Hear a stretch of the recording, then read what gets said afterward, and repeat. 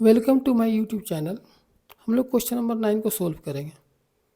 Question में दिया है ट्रायंगल ABC जिसका एंगल भी राइट एंगल है, ठीक है। यानी कि यह जो एंगल आपका है, यह एंगल आपका 90 डिग्री का दिया हुआ है, ठीक है। इसको हम लोग लिख लेते हैं। इसके अलावा क्या दिया हुआ है, tan A इक्वल टू 1/√3 से हम लोग लिख ले रहे हैं। tan A इक्वल टू 1/√3 दिया हुआ है, तो ये 1/√3 है क्या एक्चुअली। तो चूँकि tan थीटा का जो फॉर्मूला होता है वो क्या होता है, tan theta equal to P/B होता है, P/B होता है, ठीक है। तो tan A के लिए यानी कि एंगल A के लिए P कौन सा है, एंगल A के लिए P हो जाएगा आपका BC, ठीक है ना। तो हम लोग यहाँ पे BC लिख लेते हैं। और B कौन सा है, B है आपका है AB, यानी कि यहाँ पे हम लोग लिखेंगे AB। इट मीन्स ये हुआ कि 1/√3 जो है यह रेशियो किसका है, तो BC और AB का रेशियो है। क्लियर है। अब हम लोग क्या करते हैं, हम लोग क्या करते हैं, क्योंकि यह जो वैल्यू दिया हुआ है 1/√3 यह रेशियो के फॉर्म में है, ठीक है। तो इसे हम लोग क्या करेंगे, एक कांस्टेंट लेके इसे कन्वर्ट कर लेते हैं। यानी BC इक्वल टू हम लोग 1 के ले लेते हैं और AB इक्वल टू √3 के ले लेते हैं। मीन्स क्या है आपका, यहाँ पे ले लेते हैं आपका, ये आपका 1 के हो गया और AB आपका √3 के हो गया। क्लियर है। निकालना क्या हमें वैल्यू निकालना है, find the value of sin A into cos C plus cos A into sine C। Second question है cos A into cos C minus sine into sine C। Means क्या हम लोग देख रहे हैं कि दोनों में आपका साइन और कॉस का वैल्यू निकालना है। तो साइन और कॉस दोनों के वैल्यू निकालने के लिए हमें हाइपोटेनस की यानी कि AC की ज़रूरत पड़ेगी, ठीक है। तो सबसे पहले हम लोग क्या करेंगे, यहाँ पे AC को निकालें। अब AC कैसे निकलेगा, AC निकालने के लिए हमें पाइथागोरस फार्मूला को यूज़ करना पड़ेगा, ठीक है। पाइथागोरस फार्मूला क्या होता है, लॉन्गेस्ट साइड का जो स्क्वायर होगा यानी कि AC का जो स्क्वायर होगा वो AB और AB का स्क्वायर और BC के स्क्वायर के सम के बराबर होगा। तो इसलिए हम लोग यहाँ पे लिख लेते हैं AC square equal to AB square plus BC square. अब हम लोग यहाँ पे वैल्यू को पुट करते हैं। AB का वैल्यू क्या दिया हुआ है, √3 ठीक है। तो √3 का स्क्वायर लिख लेंगे। BC का वैल्यू क्या दिया हुआ है 1 तो यहाँ पे हम लोग 1 का होल स्क्वायर लिख लेंगे, ठीक है। इसे सोल्व करते हैं। 1 का होल स्क्वायर क्या हो गया, 1 स्क्वायर हुआ, √3 का होल स्क्वायर क्या हुआ 3 स्क्वायर हो गया। दोनों को ऐड कीजिए, 4 स्क्वायर आया। तो AC स्क्वायर इक्वल टू आपका 4 स्क्वायर है। तो AC इक्वल टू क्या होगा, स्क्वायर को उठाकर इस AC स्क्वायर को इक्वल टू किससे ऐड लेके आते हैं, तो ये आपका √4 स्क्वायर हो जाता है, ठीक है। इसे सोल्व कीजिए, AC इक्वल टू 2 आ गया। अब हमें AC का वैल्यू पता चल गया, ठीक है। अब क्या करेंगे, हम लोग इसको सोल्व करते हैं। क्वेश्चन नंबर 1 है आपका sine into cos C plus cos A into sine C।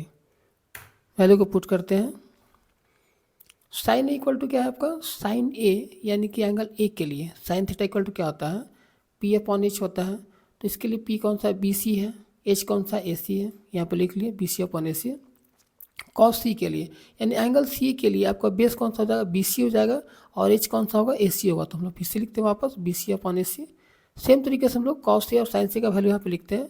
Cos A यानी B/H, एंगल A के लिए B कौन सा है, AB है और H कौन सा AC है। तो हम लोग यहाँ पे क्या लिखेंगे, AB/AC लिख लेंगे, ठीक है। साइन C के लिए हम लोग देखते हैं, एंगल C के लिए P कौन सा है, AB है, H कौन सा AC है। तो साइन C इक्वल टू क्या हो गया आपका, AB/AC। अब सबका वैल्यू को यहाँ पे पुट कर लेते हैं। आया क्या आपका 1/2, क्योंकि BC का वैल्यु हम लोग क्या लिए थे, BC का वैल्यू यहाँ पे 1 है और AC का वैल्यू यहाँ पर 2 है, ठीक है। यहाँ पे वैल्यू पुट किए, AB/AC। AB का वैल्यू यहाँ पे क्या है, √3 है। AC का वैल्यू क्या है 2 हम लोग लिख लेते हैं यहाँ पे √3 इंटू √3 यहाँ पे क्या करेंगे, के कैंसिल होगा, के कैंसिल, के कैंसिल, के कैंसिल, ठीक है। उसके बाद क्या करेंगे, मल्टीप्लाई कर देते हैं। 1 इंटू 1 देखिए, ये 1 इंटू 1 1 हो जाएगा, 2 इंटू 2 4, √3 इंटू √3 3 हो गया, 2 इंटू 2 4 हो गया। ठीक है, ये वैल्यू कितना आएगा आपका 1/4 प्लस 3/4। ठीक है, ये आपका हो गया 1 इंटू 1 1 हो गया, 2 इंटू 2 4 हो गया। यहाँ पे देखिए √3 इंटू √3 3 हो गया और 2 इंटू 2 4 हो गया। क्लियर है, इसको इरेज कर लेते हैं, बेहतर होगा।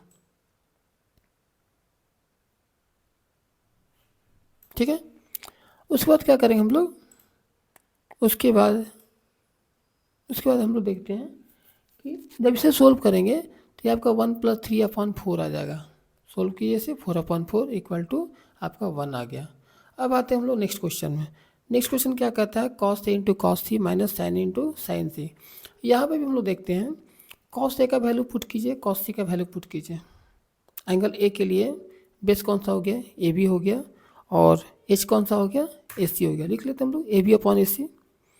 कॉस सी के लिए बेस बी सी हो गया और हाइपोटेनस यानी एच आपका ए सी हो गया, तो लिख लेते हैं B C upon A C minus sign ए के लिए वापस आते हैं हम लोग, साइन ए आपका ये पी हो गया आपका B C upon A C, B C upon A सी हो गया आपका साइन ए का वैल्यू, और साइन सी का वैल्यू हो जाएगा आपका सी के लिए पी हो गया ए बी अपॉन ए सी, यानी ए बी अपॉन ए सी हो जाएगा। ठीक है, अब वैल्यू को पुट कर लेते हैं, कितना है ए बी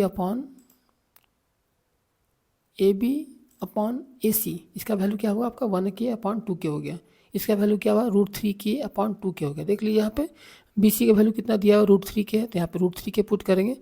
ए सी का वैल्यू यहाँ पे 2k दिया, तो यहाँ पे 2k पुट कर देंगे। ठीक है, वापस हम लोग यहाँ पे क्या करते हैं, इसको k को कैंसिल करते हैं, k कैंसिल हो गया, यहाँ पे भी k और k कैंसिल हो जाएगा। ठीक है, वापस आते हैं इसमें B C upon A C, B C का वैल्यू वापस देखिए यहाँ पे 1k दिया हुआ है और ए सी का वैल्यू 2k है, तो यहाँ पे लिखेंगे 1k/2k इंटू ए बी का वैल्यू फिर से देखिए √3k अपॉन ए सी का वैल्यू क्या है 2k है, तो यहाँ पे वैल्यू को पुट कर लेते हैं।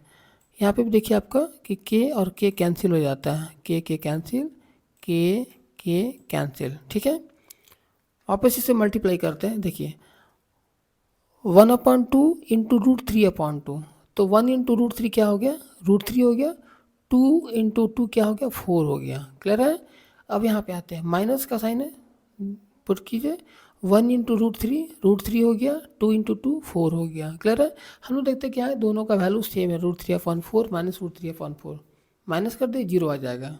ठीक है, इसे आप पॉज करके नोट कर सकते हैं। Thank you.